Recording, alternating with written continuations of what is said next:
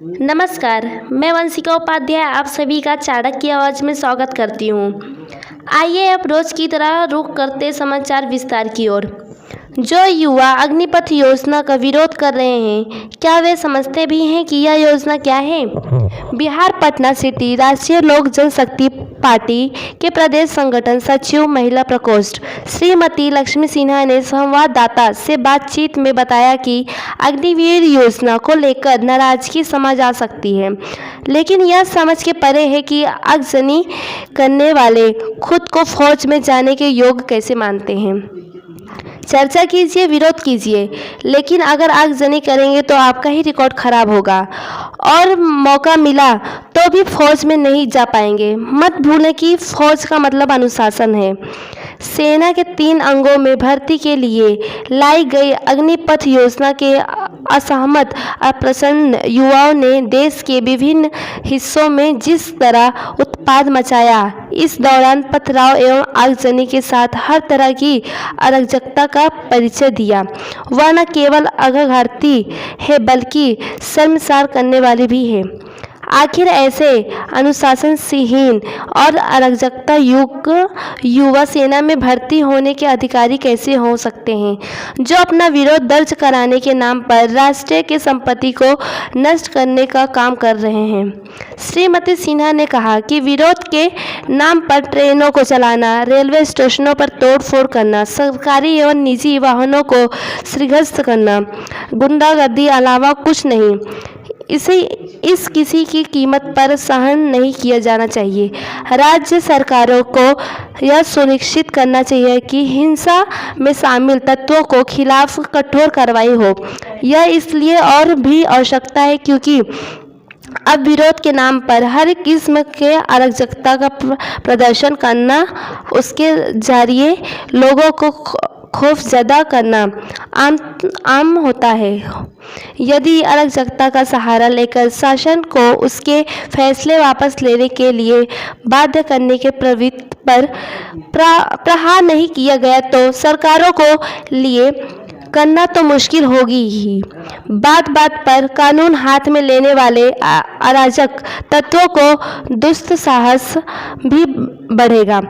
निसंदेह यह समझ आता है कि सेना में भर्ती होने के आकांक्षित कुछ युवाओं को अग्निपथ योजना के कुछ प्रतिनिधान रास न आए हो, लेकिन इसका यह मतलब नहीं है कि वह सड़कों पर उतरकर हिंसा करने लगे। दुर्भाग्य से बिहार, मध्य प्रदेश, राजस्थान, हरियाणा, हिमाचल समेत कई राज्यों में ऐसे ही हुआ। यह मानने के अच्छे भले कारण है कि कुछ राजनीतिक दलों ने युवाओं को अग्निपथ योजना के खिलाफ उकसाया। श्रीमती सिन्हा ने कहा कि यह देखना दयनीय है कि सैनिक बनने के आकांक्षी जिन युवाओं को अनुशासन का परिचय देना चाहिए और अपना रोष आक्रोश मर्यादित तरीके से प्रकट करना चाहिए, वे सड़कों पर उपद्रव करते दिखाई दे रहे हैं। आखिर यह देश सेवा का कैसे जज्बा है जिसमें न तो स्वयं दिखाई पड़ रहा है, न दे रही है और न ही अपनी आपत्तियों को सभ्य तरीके से प्रकट करने का सलीका।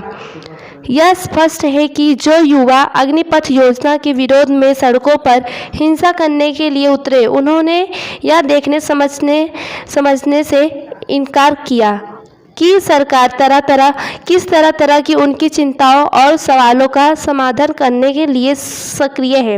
वैसे इस पूरे मामले में सरकार के लिए यह भी सबक है कि उसे अपने किसी योजना को लागू करने से पहले पूरी तैयारी के साथ सामने आना चाहिए, ताकि किसी तरह से स्वयं के लिए कोई गुंजाइश ना हो। श्रीमती लक्ष्मी सिन्हा ने कहा कि पुनः अग्निपथ योजना पर विचार करें तो यही लगता है कि उसमें 4 साल की अवधि कम है, क्योंकि 3 से 4 साल तो नौकरी के साथ समायोजन में बीत जाते हैं। बेहतर होता कि यह अवधि 5 से 7 वर्षों के निर्धारित हो जाए कि साथ ही उनके लिए अर्धसैनिक बलों, राज्य पुलिस और सार्वजनिक उपक्रमों आदि में भर्ती की ठोस व्यवस्था प्राथमिकता के आधार पर की जाए।